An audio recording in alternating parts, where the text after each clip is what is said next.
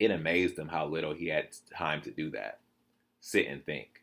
It seemed the longer he was in the woods, he had marked 68 days counting this day, the more there was to do. Firewood was an endless chore, of course. He kept the fire going whenever he was there and banked it when it left. And since he had burned all the easy wood, the wood close to camp, it took longer to bring wood in. But that wasn't all of his life, and it seemed that everything he had to do doubled. He would get up, check his fishing lines, and remove any fish to store in his live fish pool along the shore. Then see to airing out the sleeping bag and tend to his toilet and hunt for the day's meat and clean it. If he made a kill, he often did not. And cook it and stretch the hide, if it was a rabbit, to dry and eat and bank the fire for night, and another day was gone. Just stopping to sit and think was a rare thing. At first he didn't like it much because it brought memories and made him homesick, made him miss his mother and father and other life, but now he relished the time, and he spent it this day doing something he called visiting. He would pick somebody back in what he thought of as the world and sit and have an imaginary chat with him or her. Usually it was his mother or father, sometimes a friend, and once or twice a movie or rock star. Initially, he worried that he might be going crazy. But then he decided if you felt like you were crazy, you weren't really crazy because he had heard somewhere that crazy people didn't know they were insane. So he went ahead and had the visits.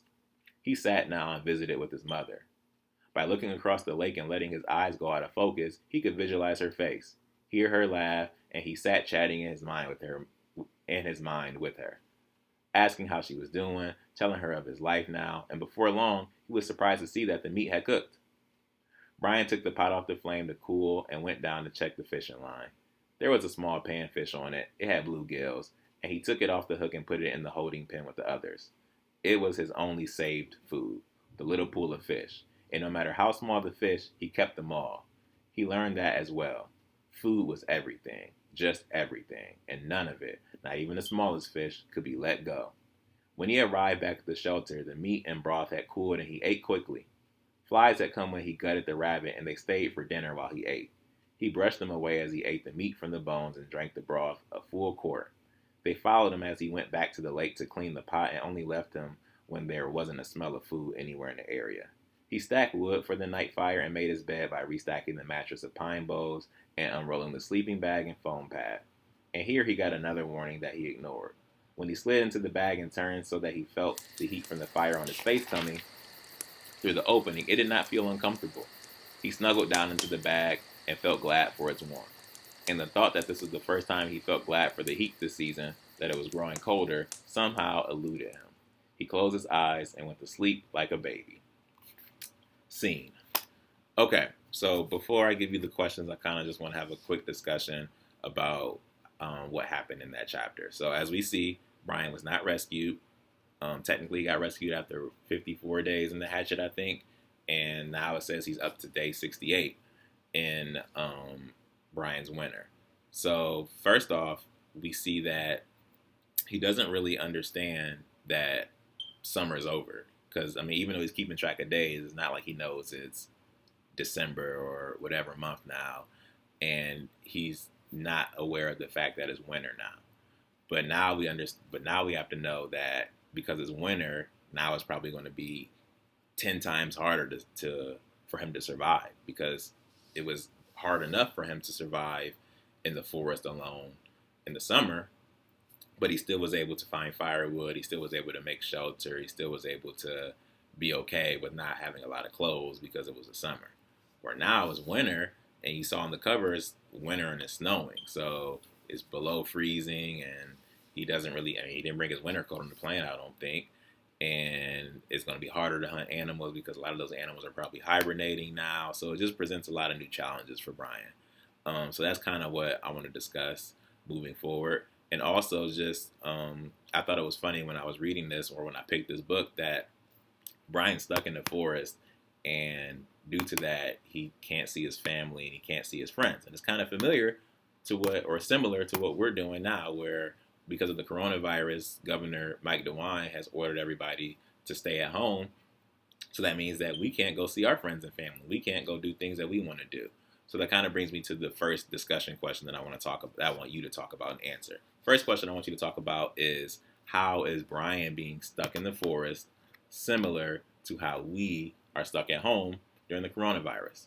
So I know you wish you could go to your friend's house or your cousin's house or go to Easton and do whatever you want to do or go to Magic Mountain, wherever you go.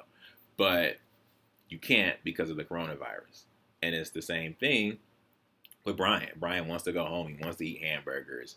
He wants to be with his friends and family. He wants to see his dad. He wants to see his mom, but he can't because he's stuck there. The first question is discussing the similarities of how Brian's stuck in the forest and how we're kind of stuck in the house. The next question I want to talk about is about setting. So when we first read The Hatchet, Brian was in the forest in the middle of the summer, and he had to deal with those issues. And we know that the forest gave him a lot of problems. The rain, having to make a shelter, having to make firewood with not a lot of tools. We know that that gave him problems, but he still was able to work his way through it. Now he has a whole new set of problems because now it's starting to get colder because winter is setting in. So I want us to discuss and answer what problems or challenges does this new setting for Brian give? Because yes, he's still in the same place, he's still in the forest, but now the time is changing. So now it's not summer and fall anymore, it's winter. So now how is this setting change presenting new problems for Brian? How is the winter going to make it harder for Brian to survive? And then the last thing I want us to talk about, question 3, I want you to answer is, what would you do if you were Brian? Or if you could talk to Brian and give him tips on how to survive, what would you say Brian needs to do to survive the winter? I know we kind of talked about this in The Hatchet, where we talked about what we would do if we were stuck in the forest, or like what we would tell Brian. But now it's different. It's winter, and we kind of read and we saw what he has to deal with in chapter 1. What do you think Brian needs to do to make it through the winter and get rescued? Do you think he should go find a bunch of food before they start hibernating? Do you think he should just keep hunting day by day to find his food? Do you think he should make a new shelter so that it's warmer? Do you think that he should just leave the forest and try and find his way out of the forest and maybe go to a city and see if there's some people there that can help him? Should he try and do another fire trap where he makes smoke and a plane sees him? So there's a lot of things that he could do. So I want you to kind of discuss that. Like I said, you can either write it down, take a picture of it and send it to your teacher, or you can just type it out on Dojo and have your parents send your answers to Mr. Jones. Or if you just want to just have a discussion with someone at home and just talk about it and see what they think and have them listen to this and see what they think the answers to those questions should be. So like I said, thank you for tuning in. I'll be doing this every day. So today's chapter 1. Tomorrow I'll do chapter 2. I'll do a quick review of chapter 1. Then I'll read chapter 2 and I'll have 3 or 4 or 5 new questions to do. So yeah, thanks for tuning in. So just to make things fun and switch things up, I wore my circle glasses today, but I need your help in picking what should I wear tomorrow to the Read Aloud. So I wore my circle glasses today. I got a lot of different options for glasses to wear because Mr. Jones likes choices. What should I wear tomorrow? So this option 1, I could wear these are dirty. Ugh. I could wear my circle glasses again. That's option 1. So you can vote on Dojo. You can send me a message and say, option 1, Mr. Jones. Or you can comment on the video and say option 1 if you want these glasses. Option 2, I haven't really worn these in a while. These are my first glasses. They're kind of busted up now, but I like these. These are my aviators. They're gold. I look like this in them. So if you think I should wear option 2, vote for option 2. Third option, I got my black aviators. These are my old reliable ones. I wear these all the time. You think I should wear these? Option 3. Option 4, my clear Ray-Bans. Maybe these. Or lastly, option 5. I don't really wear these glasses as much, but I call these my Migo glasses because Quavo's got these glasses too, but he's got diamonds on the outside. I don't got money like that. But option 5. Or I can spruce it up. I wear my sunglasses. It'd be kind of hard to read in these, but look cool. Option 6, bonus option. So vote for what you want me to do. Vote by the end of the day today because I'm going to look and then I'm going to pick what I'm wearing when I do the Read Aloud tomorrow. Okay, so like I said, thank you. I hope you guys are all doing well. Mr. Jones misses you so much. I hope this goes by super fast so we can get back to school and learn before the summer. Bye.